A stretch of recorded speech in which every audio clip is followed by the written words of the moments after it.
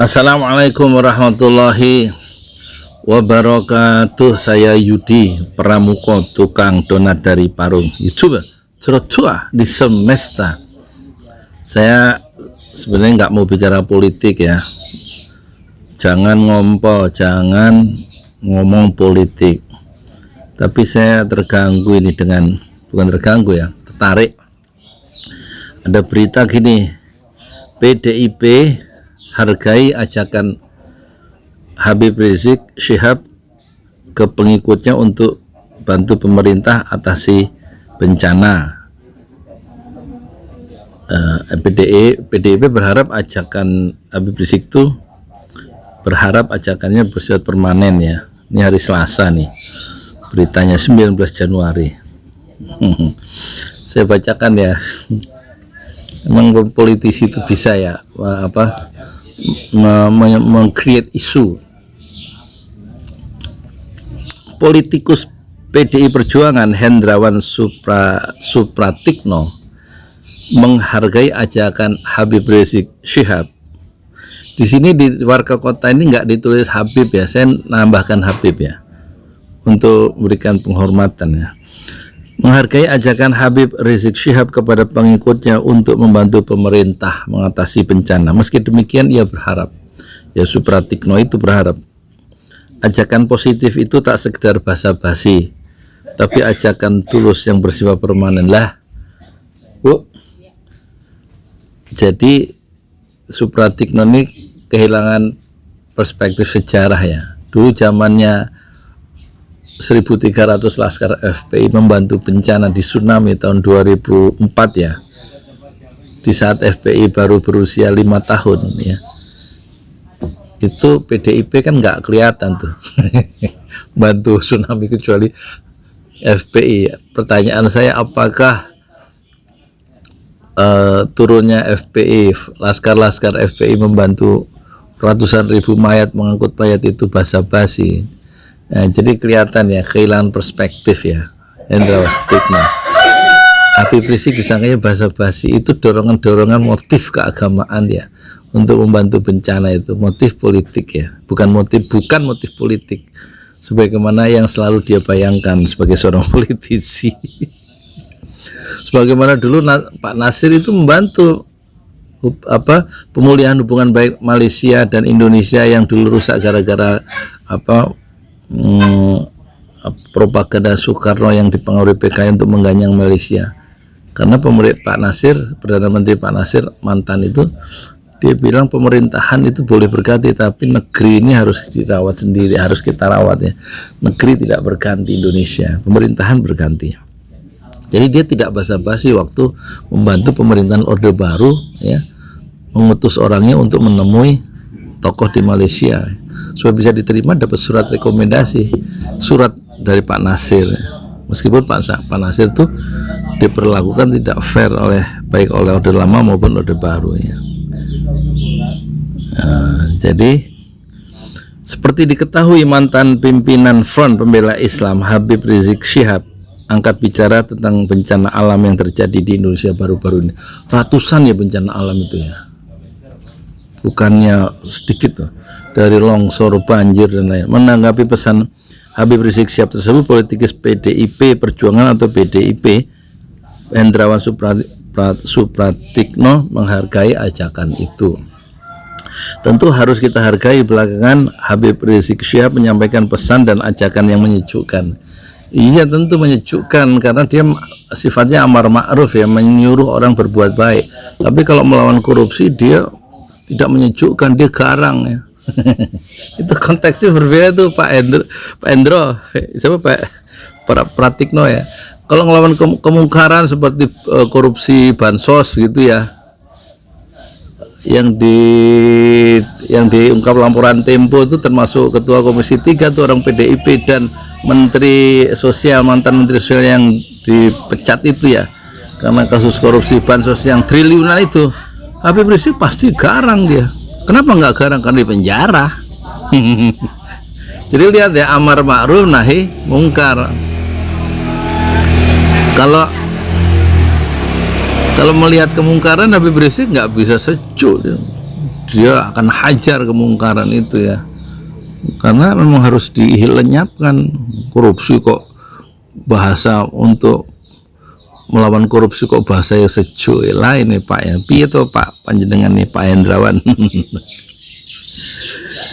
Hendrawan berharap sikap yang ditunjukkan Habib Rizik Syihab tersebut merupakan bentuk kesadaran, iya, kesadaran keagamaan ya, terhadap bahwa negeri itu, Indonesia negeri yang paling dia cintai, dia paling mengerti Pancasila ya Pak ya, bukan seperti PDIP yang mau memeras Pancasila. Itu formalnya apa yang kita sepakati kan Pancasila 18 Agustus yuk, 18 Agustus yang disahkan dari Sabtu 1945. Kok sekarang mau dikembalikan ke Pancasila 1 Juni ya 1945 dengan ya begitulah versinya Bung Karno. Dan kita lihat di visi-visi dari PDIP di webnya itu, web resminya itu ingin menjadikan Pancasila menjadi Trisila diperas jadi Ekasila, nanti Ekasila diperas lagi jadi gotong royong. Itu pikiran Bung Karno di akhir keruntuhannya dia sebagai presiden dan penguasa ya, Orde Lama. Sekali lagi kata Pak Hendra Pratikno, mudah-mudahan ini merupakan perubahan sikap dan perilaku permanen yang lahir dari kesadaran mendasar. Bu, apa itu? Ya, politisi PDI senior ini nggak kenal siapa Habib Rizik ya. Jujur selama ini HRS Habib Rizik Syihab dikenal sebagai orator yang galak, konfrontatif, provokatif, dan cenderung menggunakan jargon-jargon yang iritatif dan sarkastik. Iya, untuk orang-orang penjahat-penjahat itu yang harus begitu bahasanya. Penjahat ekonomi, bandit-bandit, koruptor-koruptor itu masa dihalus-halusin ya. Sebab koruptor-koruptor itu juga bahasanya sebenarnya sopan santun, pakai tanda tangan, pakai keputusan politik, pakai surat keputusan, nggak usah marah-marah, nggak usah pakai jargon-jargon yang iritatif dan sarkastik ya kalau mengeluarkan surat keputusannya. Dengan kekuasaan itu atau dia dapat ya sekian miliar, sekian triliun, di setor juga ya, di setor kemana saya nggak tahu. Ya nggak usah kalau tanda tangan keputusan yang akan mengeluarkan sejumlah dana untuk bantuan sosial, nggak perlu galak ya, dengan senyum. Yang penting kan kekuasaan itu bisa mengeluarkan dana yang kemudian disebut sebagai korupsi, dana bansos untuk bantuan sosial malah diambil untuk dirinya sendiri dan kelompok-kelompok kepentingannya itu Pak. Siapa? Ya untuk orang-orang PDIP itu, tokoh-tokoh yang melakukan korupsi itu kan. Rangkaiannya itu moga-moga diselidiki oleh polisi ya. Jadi kelihatannya, jadi bukannya membantu bencana secara langsung, malah mengomentari, mengajari Habib Rizik tentang arti sebuah kejujuran, ketulusan ya, empati terhadap korban bencana. Itu memang udah core bisnis dari Front Pembela Islam tuh, membantu bencana itu. Kalau dia galak, kalau dia kasar gitu, itu untuk ditujukan untuk para koruptor, para pendukung maksiat, klub-klub yang jual minuman keras, yang menjual pelacuran, dan itu dia keras, kasar dia, atau pejabat-pejabat yang menyelewengkan kekuasaannya sehingga tidak adil. Nah itu dia kasar. Siapa? Habib Rizik. Tapi kalau untuk dia turun ke lapangan nggak mungkin dia ya tukang bubur, nggak mungkin dia kasar. Dia penuh dengan kasih sayang, ngangkat mayat gitu.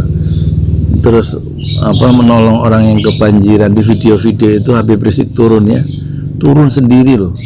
Ada ketua partai yang turun sendiri, bukan kunjungan ke lokasi bencana ya, turun basah-basah melihat rumah-rumah yang kerendam itu. Habib Rizik itu nggak bisa dengan bahasa kasar, itu dengan kelembutan hati, dengan rasa welas asih ya.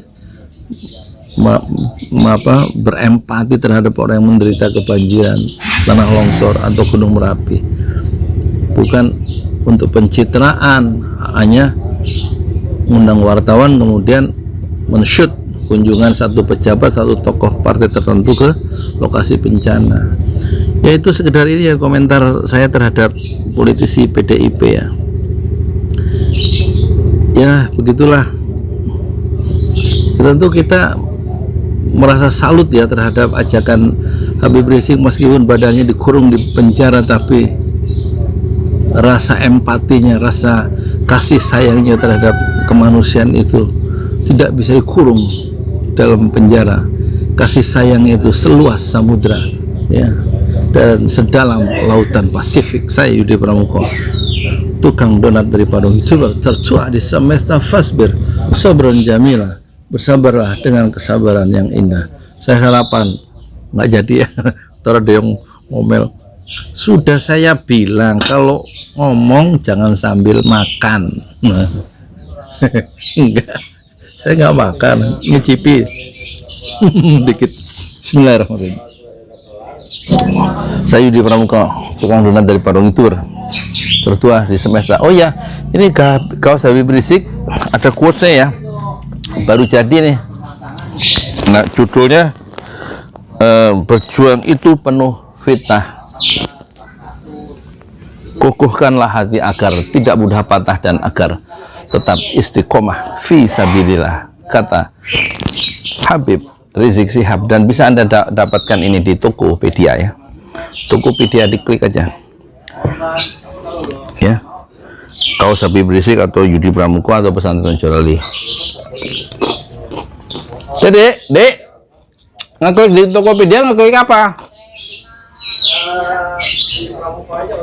Yudi Pramuko, bukan Pesantren Jalali. Ntar kalau masukin di deskripsinya. Ininya Ada di deskripsi di bawah. oh iya, nanti linknya ada di deskripsi di bawah ya, linknya. 50.000 kan harganya 200.000, yang 75.000 untuk membangun masjid syuhada atau masjid 6 syuhada, yang 75.000 untuk ongkos produksi dan fee marketing, dan 50.000 untuk ongkos kirim ke seluruh Indonesia, average rata-rata. Terima kasih.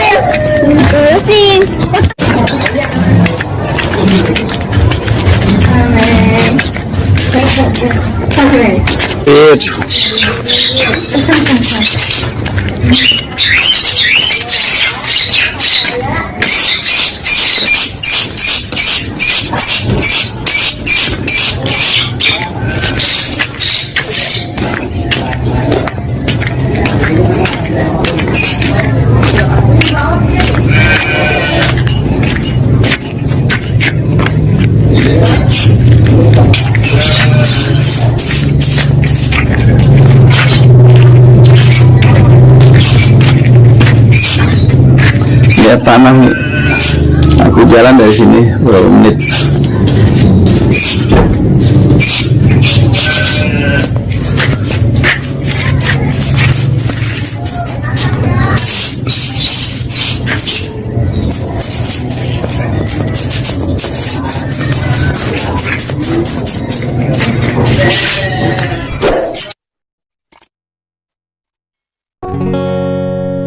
Demi nambah cinta telah ku persembahkan hatiku hanya untukmu.